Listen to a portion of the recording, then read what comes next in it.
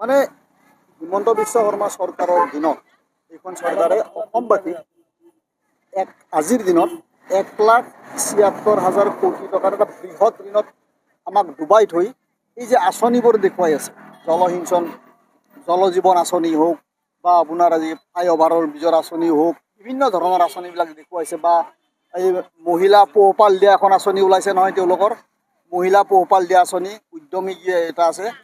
তাৰমানে এইবিলাক যে হৈছে চাওক, প্ৰত্যেককেইখন আঁচনি আচলতে তেওঁলোকৰ এখন মানে কি আৰু এটা নিৰ্বাচনীয় টোপ।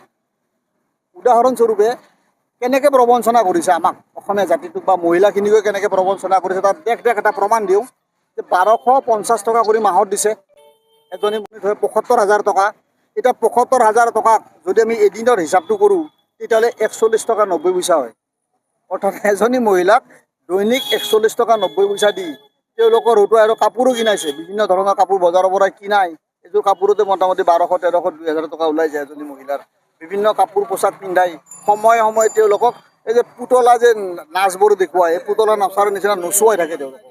এইখিনি কথা আমাৰ অসমৰ মহিলাখিনিও আজিলৈকে অনুধাৱন কৰিব নোৱাৰাটো কিন্তু দুখজনক। তাতোপৰি 10,000 টকীয়া দিছে সেইদিনাখন আমাৰ এতিয়া 22 তাৰিখে যি মহিলা উদ্যমী এইটো আঁচনি যিটো টকা দিলে আত্মসহায়ক গোটক, এই 10,000 টকাকৈ দিছে। বিহাৰত দেখিছে আপুনি ইলেকশ্যনৰ সন্মুখত 10,000 টকা মহিলাক একেই আঁচনিতে পইচা দিছে। এতিয়া নিৰ্বাচন শেষ হৈ গ'ল, বিজেপি চৰকাৰ তাত জিতিলে।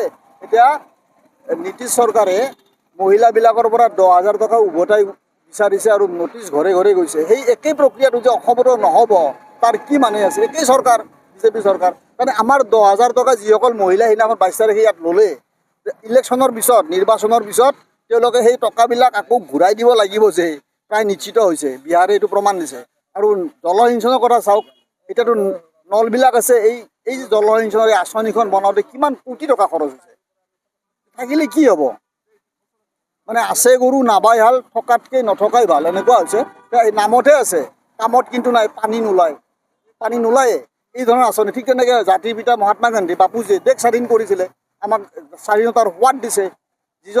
যিজন ব্যক্তিয়ে, যিজন মহাত্মাই নিজৰ ব্ৰিটিছৰ কাপোৰেই বাদ দিলে, কাপোৰ পিন্ধিবই বাদ দি পেলাই নিজে কপাহী সূতাত কাপোৰ বনাই তেওঁ নিজৰ আঁঠুৰ ওপৰত কাপোৰ পিন্ধি জাতিটোক এটা কেনেকুৱা এটা গঢ় দিছিলে গোটেই ভাৰতবৰ্ষ জুৰি। তেনেকুৱা এজন মহাত্মাক, যি বিশ্ববন্দিত এজন মহাত্মা গান্ধীৰ নামৰ থকা আইনখনত তেওঁলোকে সেইটো উঠাই দি ক্ষমতাৰ অপব্যৱহাৰ কৰি মহাত্মা গান্ধীৰ নাম বিলুপ্ত কৰি যিটো কৰণ কৰিলে, আইনখনত কৰিলে, এয়া অত্যন্ত গৰিহণাৰ যোগ্য।